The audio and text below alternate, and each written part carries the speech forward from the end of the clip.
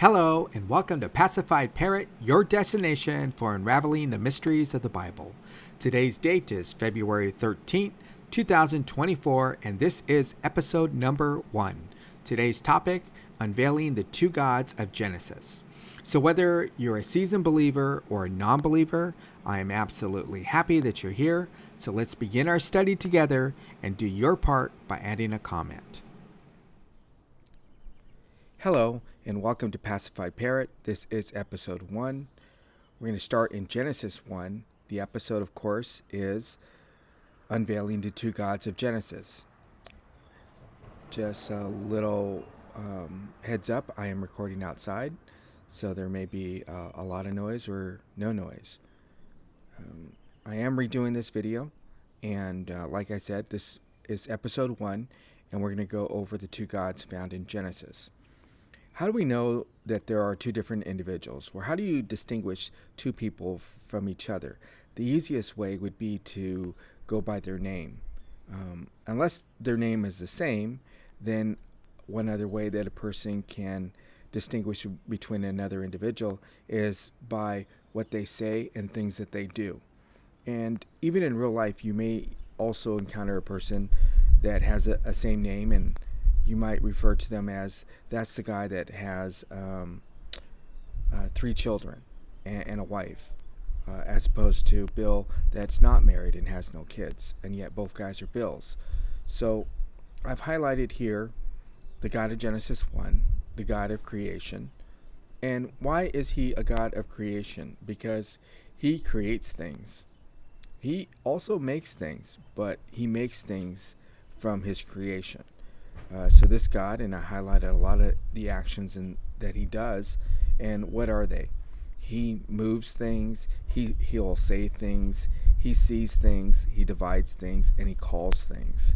And early on in the beginning of Genesis 1, you'll see how here in these verses, how he calls, says, and makes things. And he repeats that somewhat as he goes throughout the rest of Genesis 1.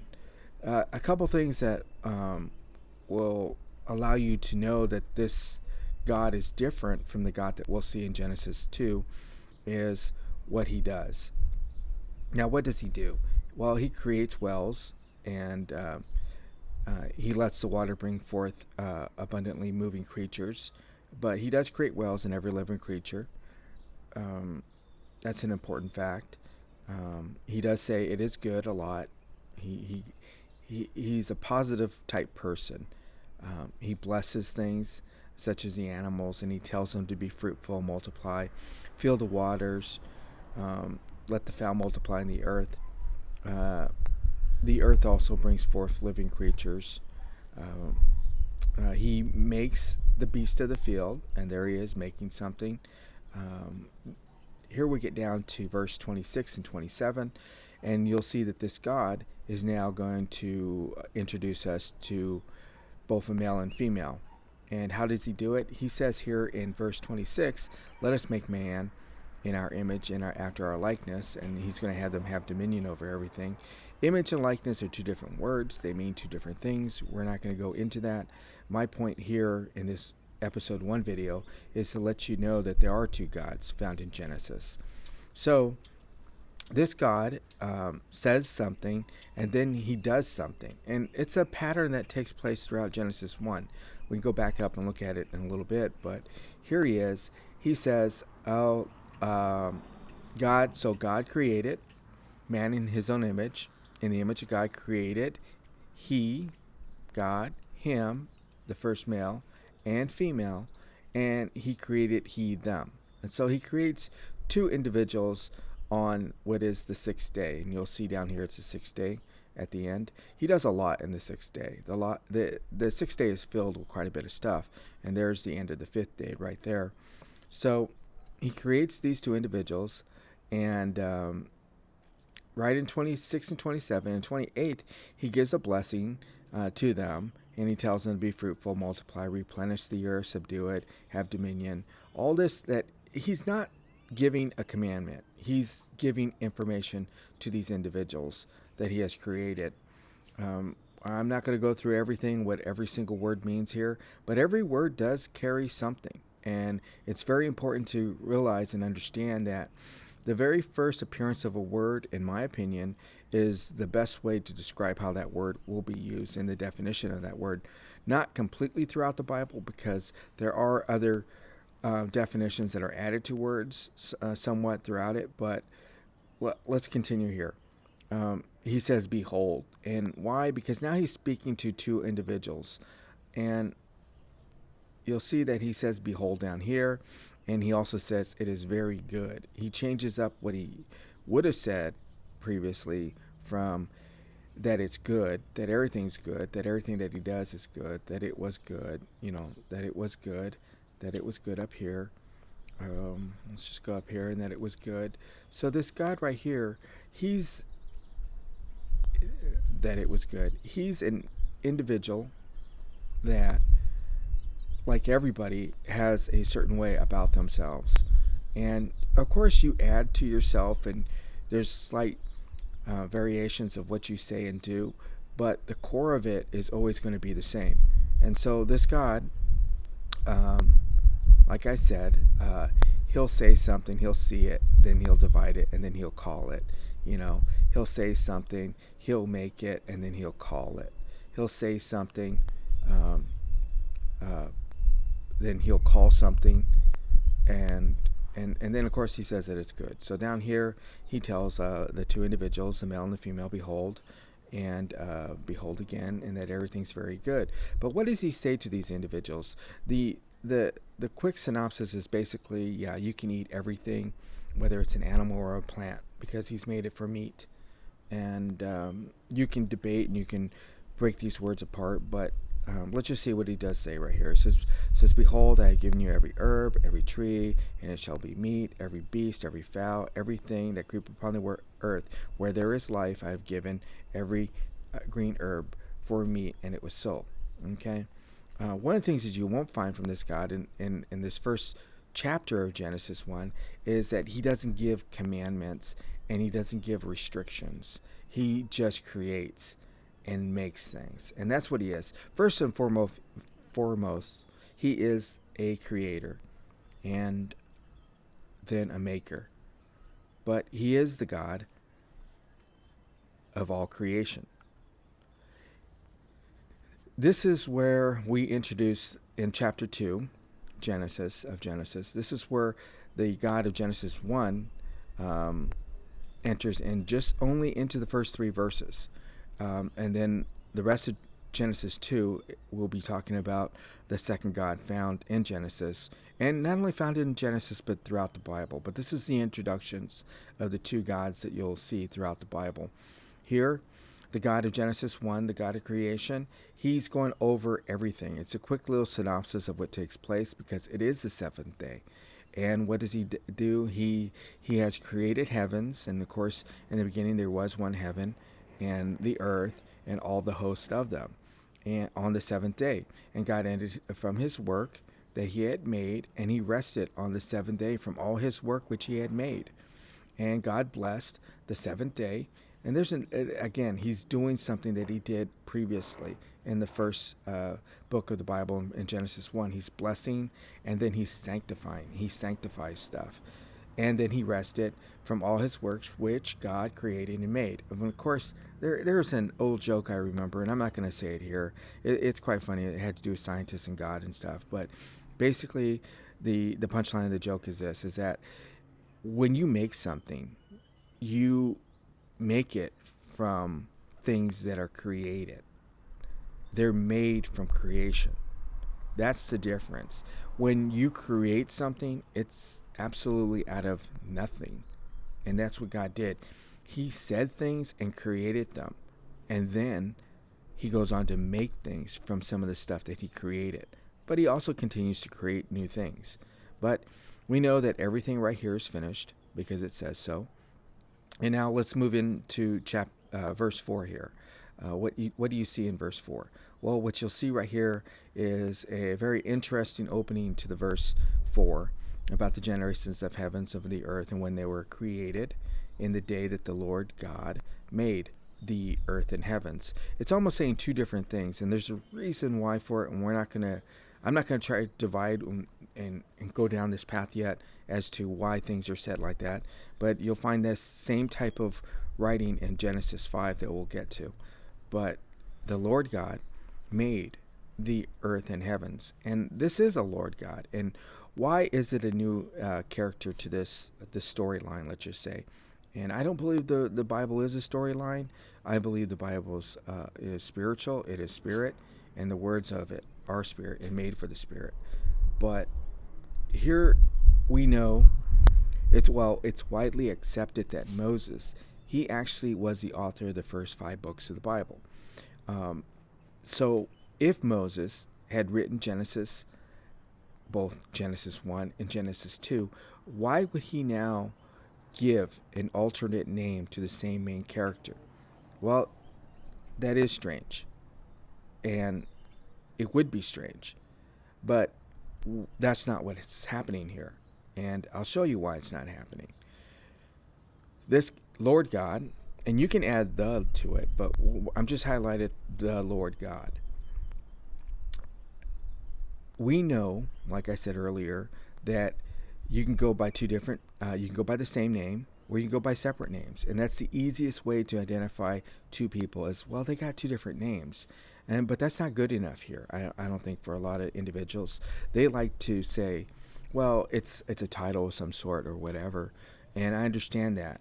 But you're missing, and I think they're missing the point where they're not reading what these two individuals are doing and how so differently they are. They're completely the same in certain, I mean, they're the same in certain regards.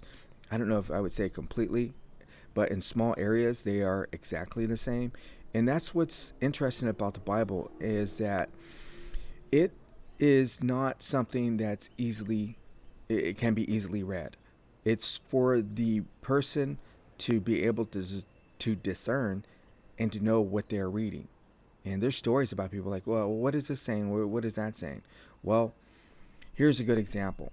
When you have a counterfeit, the counterfeit has to look so much like the original to be passed off as the original. Whether it's a dollar bill, where I'm sure I'd be fooled by counterfeit dollar bills because I'm not an expert in it. I don't look into it. Matter of fact, I don't work in a manufacturing plant that makes dollar bills. But if I did, and I studied dollars and the currency that we use, I could probably pick out a lot of counterfeit bills. But this counterfeit is so close together that it's so hard to see the difference and discern that they are two individuals. But we'll go through it. So this Lord God, he's a maker. And I've highlighted a lot of the things that he does. And what does he do? Well, he causes things to happen. He forms things. He plants things. He makes things to grow. He puts things in spots and stuff. He'll take people. He'll put people. And he likes to give commandments. He likes to command people around, saying things and telling people what they can or cannot do. Causes a deep sleep. And, of course, again, he makes people from people, which is making from creation. But so that's that individual. And you'll see this individual throughout the Bible. And I will say, does God have a small, still voice, or is his voice a thundering voice? Well, it depends on which God you're talking about. I mean, there clearly are two different gods. So let's go through it. Okay. So he makes the heavens and the earth, and also every plant of the field that's in the earth and every herb of the field. So there's a comma there. So basically, we know what commas mean and why they're added and stuff like that, and how they got into our Bible. But basically, he's making the earth, heavens, and the plants and the herbs of the field, because he caused it not to rain upon the ground, and there was not a man to till the ground, and the mist went up from the earth. We all know this. So here in Verse 7, this Lord God formed a man. Now, and he forms a man out of not dirt, but dust of the ground, and he breathed into him in his nostrils, and the man became a living soul, right? So, quite different than the God of Genesis 1. He's not just creating something in the likeness and image, but he's just formed him out of the dust. Quite different. We could say that if you wanted to give a name, let's just say that God, the capital God, the God of creation, is Gabriel, and that this Lord God right here is Michael. And I'm not saying that because that's true. I'm just saying if that works easier for you, then okay, that's what it is. Gabriel did all that in Genesis 1, and now Michael is doing all this. And if you were to tell somebody this and just say, hey, Gabriel created man in his likeness and image, and he created both male and female, and then he said, and the Lord God formed man out of the dust of the ground, every individual would say, oh yeah, it's a different person. But there's that's just a small little snippet of what he does differently. So then he planted the Lord planted a garden eastward in Eden. The first use of Eden right here, there is no Eden in Genesis 1. And the garden's eastward in Eden, and he put the man that he had formed there, okay? And out of the ground made the Lord grow every tree that is pleasant to the sight, good for food. Okay, so now he's having things come out of the ground, you know. Well, he made them first, so why are they coming out of the ground? Because again, if you go by every word of the Bible and you read it as if you're not putting your biases into it and thinking that you know what you're reading, but here he only made every plant and every herb. He never made every tree. So the trees weren't made. And it's the joke, what came first, the chicken or the egg? Well, if you take verse 4 and 5, 4 and 5, well, clearly the chicken came first because he created the plant and the herb before it even grew, okay? So it's like he created a chicken before it was ever hatched. But I guess the other side of the equation would be, well, no, the egg comes first, because if a chicken's a tree, then the trees came from a seed. So out of the ground, these trees were grown. Okay? So he does things differently. The other God just created stuff. Then he took the man and he put him into the Garden of Eden. So he placed him eastward in Eden. Now he's putting him in the Garden of Eden to dress it. Then, of course, his first commandment, right? Well, let's go back up here real quick. So there's probably 3 different types of trees that are made now. There's the trees that are pleasant for good for food, but the tree of life also, it's in the midst of the garden, and the tree of knowledge of good and evil. So they're both in the midst of the garden. So these are 2 different trees, along with a third tree that's pleasant to the to sight, to eat, and everything. But everything's pleasant right here, but you just can't eat it. He's created it. He formed man already. And now he's going to command man, and of course Eve's not there, where the woman's not there. And he just basically says that to every tree thou shalt may freely eat. And of course he does say that, but then it's a conjunctive thought. But the statement, which is, but of the tree of knowledge of good and evil, thou shalt not eat of it. And of course, for if thou shalt do, you shall surely die. Now, the Lord God says that it's not good for man to be alone. So I, which is the Lord God, is going to make a helpmeet for him. So out of the ground, this Lord God forms every beast and every fowl of the air, and is brought to Adam to see what he's going to call him. Whatever Adam wanted to call every living creature, thereof was the name of that creature.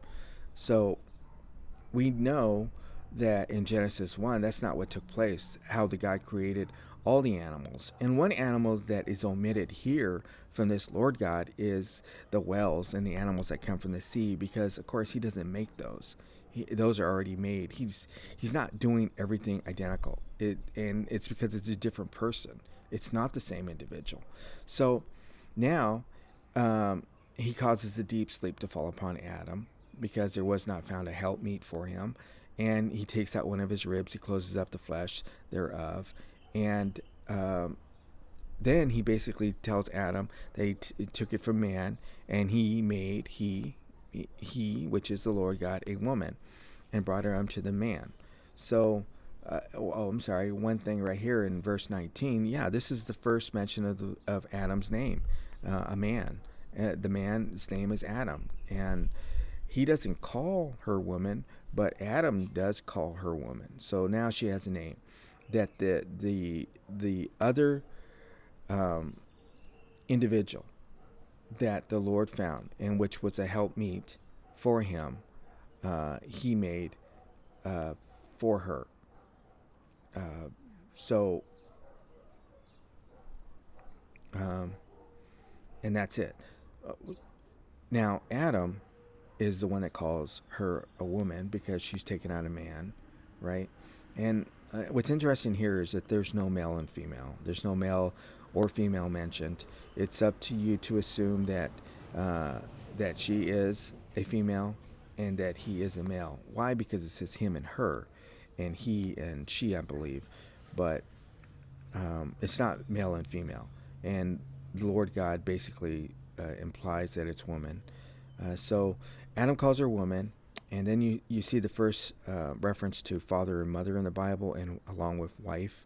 So we can deduce that basically that the woman can also be called a mother and a wife, and the father can be used to describe Adam and male man, and he right here, and then she is also for her the woman.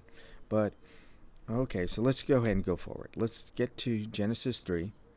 And here you'll see what I would say is the very first um, interesting lie that's written in the Bible. Um, so the Bible definitely has lies that are written on its pages, and they're written as absolute truths. And why? Because it is true. What you read in these first 3 verses of Genesis 3 is a lie, but it's the truth. It is as it unfolded. So what do I mean by that? Well, look, we're introduced to the serpent, and he was an animal that was made by the Lord God, and the serpent says something unto the woman, and he says, basically, God said that you shall not eat of every tree, right? And the woman's response back to the serpent was, yeah, we may eat, but of the tree that's in the midst of the garden, we can't eat because God basically says we're going to die. Well, sure, it depends on who you are saying said what. Now, the serpent did say all that, but the serpent knows a woman wasn't there when the Lord God gave the commandment to Adam that you can't eat of the tree of knowledge of good and evil. But he's implying to her that this God, when he says God, is the Lord God. And she takes it. She uses God as the Lord God and says that um, basically we may eat of it. And that this God said that we shall not eat of it. Neither, and she adds, neither shall we touch unless we die and stuff. But that's how we know that the author is using Lord God and God 2 different ways. And he's combined it to show you that there is a lie being said here. And the lie is to the woman, and it's for us to discern and be able to know that, yeah, this is not what took place. This is not what was said. And this allows us to realize that there are 2 different gods here. So let's move on. I'm trying to really condense this video really short. But Satan, or I'm sorry, not Satan, I shouldn't say that, but the serpent, God says that God do know that in the day thereof you eat, your eyes shall be open, and you shall be as gods, knowing good and evil. Okay, so that's the serpent's last words right there for now. And of course, the woman sees the food, eats the food, gives it to the husband. The Lord is walking, and he's calling for Adam to be in the presence of them. And Adam doesn't want to go there because he's ashamed. And basically, he says, the Lord God's like, well, who told you were naked and stuff like that? But here we get down to where the woman gives her side of the story, like, there was a serpent that beguiled me. Now, the Lord God is going to do what he likes to do, and this is what separates him from the other God. I'm not saying he likes to do it, it's just in his character. He curses the serpent above all cattle, and he puts enmity between the woman and between his seed, and she's going to bruise and he's going to bruise. So, and then he greatly multiplies the sorrow in conception. This is all a curse that's given out to the female and to the serpent. And one of the interesting things right here is this right here is thy desire shall be to thy husband, and he shall rule over thee. Okay? So you'll find that later on in the story of Cain and Abel. And that lets you know who's talking. It's all these little things that once you pick up and you read and you follow it through, like breadcrumbs, you'll see the path in which these two gods go. So Adam also, because he hearkened unto his wife, he's going to get a commandment, and uh, thou shalt not eat of it, because he said thou shalt not eat of it. So cursed is the ground, in sorrow, you're going to live all the days of your life. Thorns and thistles shall bring thee forth to thee, and ye shall eat the herb of the field. So, and then the sweat of his face shall thou eat bread. And then he's going to return to the ground, because dust thou art, and dust thou shalt return. So now Adam decides to change the name of the woman to Eve, because now she's going to be the mother of all living things. And the Lord God makes coats of skins for them. And the Lord God says, behold, man has become like one of us. And at least he put his hand forward and also take of the tree of life. He's going to live forever.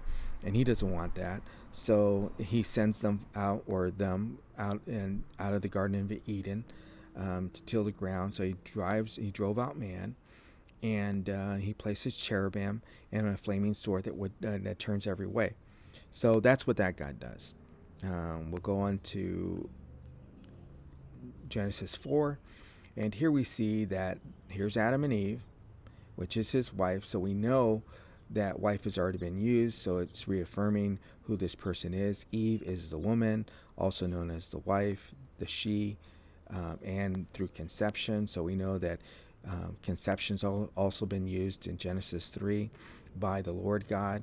And she gives reference now that, yeah, this is the Lord God. She was there. He said this. So she knows who she's talking to and what she's saying about who. So, of course, she bears another child. And we know the story of Cain and Abel. And what ends up happening is that Cain kills Abel. And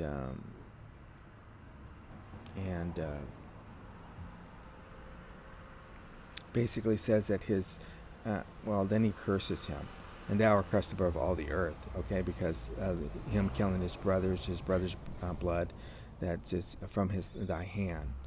And if you look right here, though, this is an interesting verse in verse 7.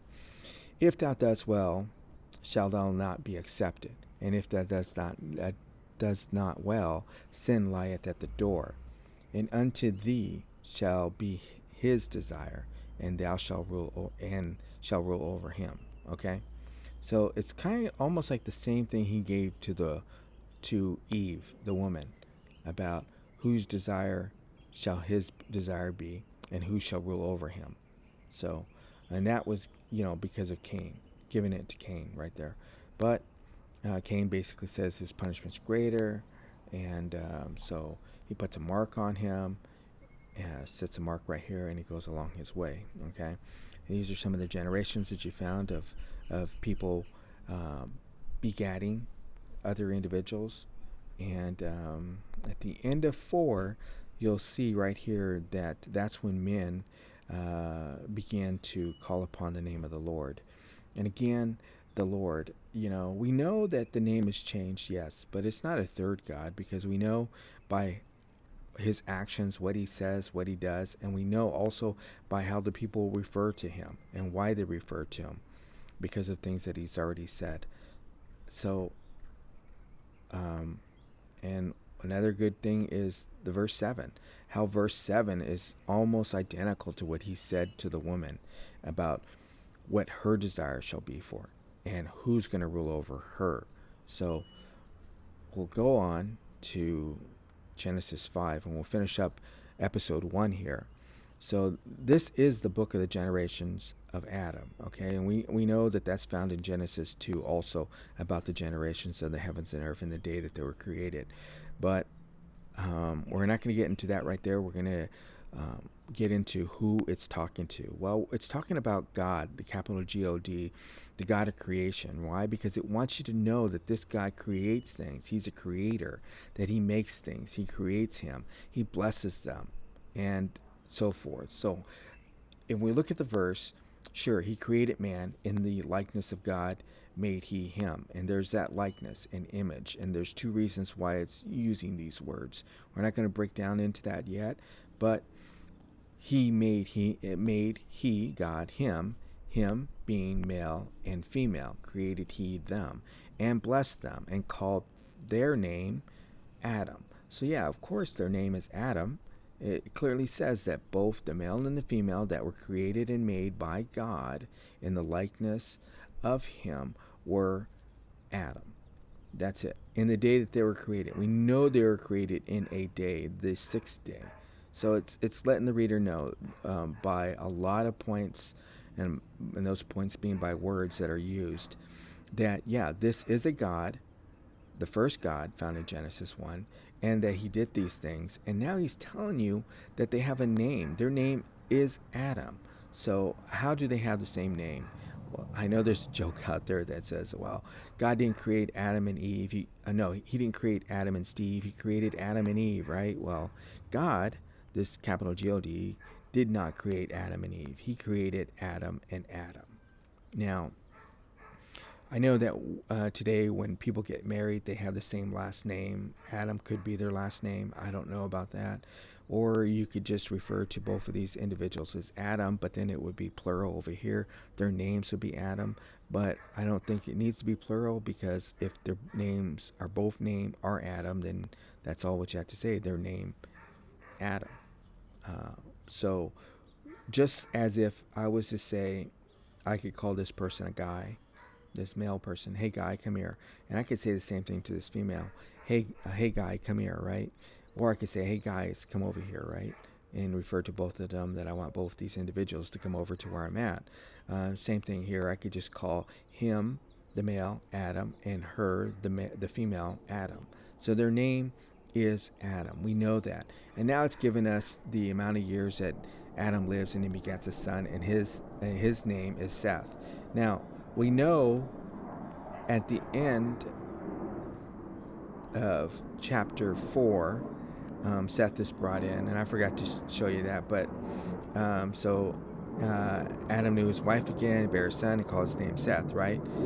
And then she uses God, for God has appointed me another seed instead of Abel, whom Cain had slew. So we know that just on this verse, it's not the capital G-O-D found in creation in Genesis 1, but the lady, the female, she uses both those names interchangeably. And we know that's not the case. And it's for the reader to know that. How do we know? Because we know what they say, what they do, and what they're saying to these individuals. So let's move along. But there is a Seth right there, and you'll see up here they have a Seth too. The hardest thing, I think, for somebody to really understand is that the Bible, when it gives out names, you want to think that it's the same person, because you follow all the little so-called genealogies and breadcrumbs. But if you look at it, they're not the same individuals. And we're not going to go into that. We're right here in this episode, we're trying to find and see the difference between the two gods that are found in Genesis, especially in the first 5 books of Genesis. So, here's Enoch walking with God, but we get down to right here where Noah is born, and what Noah is. Noah is a comforter concerning us. Why? Because our work and toil of our hands, because of the ground which the Lord hath cursed. Okay, so now we know that this Noah is here and shall comfort all the individuals from the curse that the Lord God gave. And of course, it doesn't put God here, because we know it's not the God that cursed the ground. We know it's the Lord God. And that's why we know that the Lord God is the same as the Lord. But it gets even more confusing as you go along, because the more you read into Genesis, the more you'll see the differences and how it adds and changes names of these main characters, and how they're going to be known by other names. But still, it's going to give you a reference to go back to. It'll say something that they did before, what they said to an individual, or how they handled a certain situations. So um, here is Noah, and Noah begats, you know, was begat after so many time, so many years. But Noah has sons too, and of course he has his 3 sons right here. But we're going to end it here. And the story of Noah is quite interesting because it really points out the 2 different gods. And not only the 2 different gods, it'll point out that there's 2 Noahs possibly, and that there's 2 Seths, and so forth. And I don't want to point out the multiple peoples that are mentioned throughout the Bible, but we're sticking just to the 2 gods that are found in Genesis. So here we have in Genesis, the first 5 books, we have a great look and an outline here that shows you how each god was presented, and how they were presented by the things that they said, and the things that they did. Um, so I really appreciate your time. I know there was probably a little bit of noise, and if you want, read it yourself, and that's the best thing, to discern things, to go over things on your own. But if you are able to do that and read what's there on the pages and understand only what's on the pages, and try not to add to them, and just to go by what's being said, you know, you know, who is who, and how do we know who is who? By what they say, by what they do, and that's the easiest way. But if that's not easy, I mean, I don't know what can be easier than 2 different names to make it real simple that, yeah, this is not the same person. So, um, hope you enjoyed the video, and I hope that you're able to watch my second episode. And if you do me a favor, leave a comment, and you enjoy the rest of your day.